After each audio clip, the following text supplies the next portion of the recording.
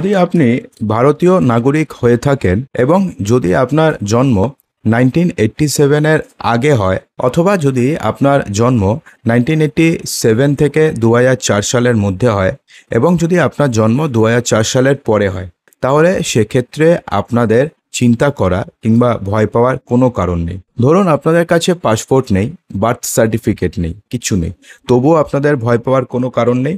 কারণ এই তিনটি ডকুমেন্টস যদি আপনি দেখাতে পারেন, তাহলে আপনাদের বার্থ সার্টিফিকেট, আপনাদের পাসপোর্ট অথবা এই সমস্ত কিছুর কোনো প্রয়োজন পড়বে না। তো কোন তিনটি ডকুমেন্টস দেখাতে হবে চলুন দেখে নিন।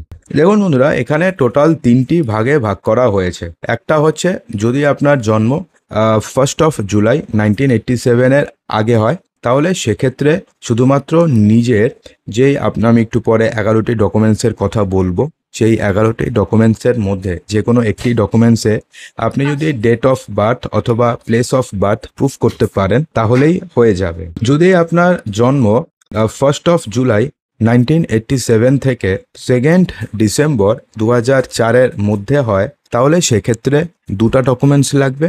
একটা হচ্ছে সেলফ, নিজের জন্য, এবং একটা হচ্ছে বাবা অথবা মায়ের জন্য।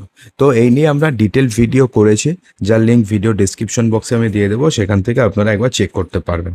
এবং যদি আপনার জন্ম 2004 সালের পরে হয় 2 ডিসেম্বর, তাহলে সেক্ষেত্রে আপনাকে টোটাল 3টে ডকুমেন্টস লাগবে। এখানে হচ্ছে 3টে, এটা হচ্ছে আলাদা, এটা আপনাকে জানাচ্ছি। প্রথমটা হচ্ছে নিজের, আপনাকে ডেট অফ বার্থ এবং প্লেস অফ বার্থের জন্য একটা ডকুমেন্টস দিতে হবে 11টি ডকুমেন্টসের মধ্যে। একটা হচ্ছে আপনার বাবার প্লেস অফ বার্থ এবং ডেট অফ বার্থ নিয়ে, এবং আরেকটা হচ্ছে আপনার মায়ের, যেটাতেও থাকবে হচ্ছে প্লেস অফ বার্থ অথবা ডেট অফ বার্থ।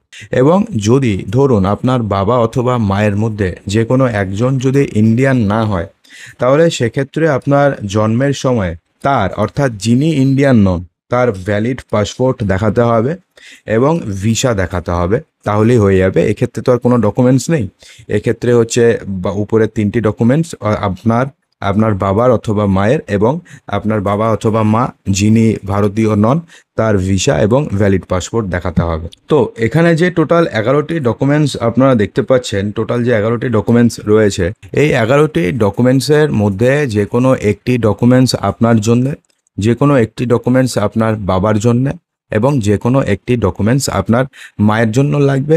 এছাড়া আর কোনো ডকুমেন্টস লাগবে না। এক্ষেত্রে এমন কোনো বাধ্যবাধকতা নেই যে আপনাদের বার্থ সার্টিফিকেটই লাগবে অথবা পাসপোর্টই লাগবে।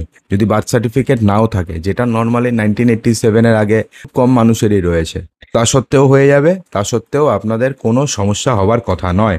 তো সেক্ষেত্রে কি লাগবে? তো প্রথমে বলা হয়েছে যে কোনো কেন্দ্রীয় সরকার, রাজ্য সরকার, পিএসইউ এর নিয়মিত কর্মচারী যদি আপনি হয়ে থাকেন 1987-এর আগে, সেক্ষেত্রে অর্থাৎ 1987-এর জয়নিংয়ের আগে, 1987-এ জয়েন করেছেন তার আগে, পেনশনভোগীর নামে জারি করা যে কোনো পরিচয়পত্র অথবা পেনশন প্রদানের আদেশ, পিপিও, অথবা যদি আপনারা কোনো কিছুতে চাকরি করে থাকেন, তো আপনাদের তো একটা আই কার্ড রয়েছে, সেই আই কার্ড দিলেও চলবে। 1/7/1987 সালের আগে যদি আপনি ব্যাংকে কোনো টাকা ডিপোজিট করে রাখেন অথবা ব্যাংকে যদি অ্যাকাউন্ট করেন, তো তার তো একটা পাসবুক থাকবে, অথবা ডাকঘরে অথবা এলআইসিতে অথবা কোনো পিএসইউতে যদি কোনো অ্যাকাউন্ট করে থাকেন, বা যদি কোনো আপনি ইন্স্যুরেন্স করিয়ে থাকেন, তো একটা তো কপি রয়েছে, সেই কপি দেখালেও চলবে। তৃতীয়তে হচ্ছে যদি বার্থ সার্টিফিকেট থাকে 3জনেরই, তাহলে তো কোনো কথাই নেই। পাসপোর্ট, ধরুন আপনার বার্থ সার্টিফিকেট রয়েছে, আপনি আপনার বার্থ সার্টিফিকেট দিলেন, আপনার বাবার দিলেন হচ্ছে, ধরুন আপনার বাবা চাকরি করতো অথবা পেনশন পায় এখন, তো পিপিও দিলেন, আপনার বাবারটা হয়ে গেল। এবং ধরুন আপনার মায়ের, ধরুন স্বীকৃত বোর্ড, বিশ্ববিদ্যালয় কর্তৃক ম্যাট্রিকুলেশন অথবা শিক্ষাগত সার্টিফিকেট রয়েছে, তাহলে সেটা দিলেও হয়ে গেল। অর্থাৎ আপনাদের এই 3টে ডকুমেন্টস দিলেও হয়ে গেল।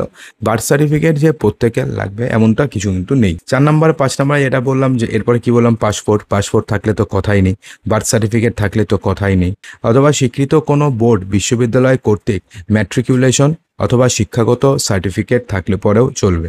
উপযুক্ত রাজ্য কর্তৃপক্ষ কর্তৃক জারি করা স্থায়ী বসবাসের শংসাপত্র, বন অধিকার সার্টিফিকেট, অন্যান্য বিসি অর্থাৎ ওবিসি সার্টিফিকেট যদি থাকে আপনাদের, অথবা এসসি সার্টিফিকেট থাকে, এসটি সার্টিফিকেট থাকে, তবুও চলবে।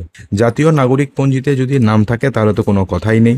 স্থানীয় অথবা রাজ্য কর্তৃপক্ষ কর্তৃক প্রস্তুত পারিবারিক নিবন্ধন থাকলেও চলবে, এবং সরকার কর্তৃক প্রদত্ত যে কোনো বাড়ি অথবা জমি বরাদ্দের সার্টিফিকেট যদি আপনি দেখাতে পারেন তবু হয়ে যাবে, তবুও কোনো সমস্যার কথা নেই। তো বন্ধুরা, আশা করব যে ভিডিওটিতে আপনাদের সমস্ত কিছুই সঠিকভাবে বোঝাতে পেরেছি। যদি ভিডিওটি ভালো লেগে থাকে তো ভিডিওটিকে লাইক